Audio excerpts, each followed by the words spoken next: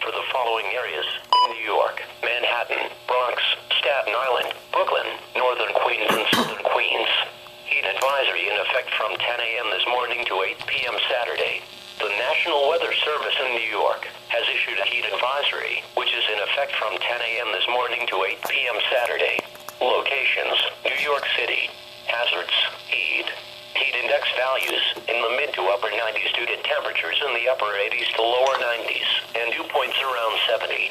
Timing: through Saturday. The hottest conditions will be Friday and Saturday.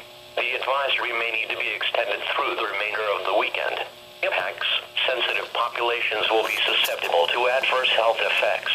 A heat advisory is issued for New York City when high humidity is expected to combine with hot temperatures to make it feel like it is at least 95 degrees for 2 consecutive days or 100 degrees for any length of time.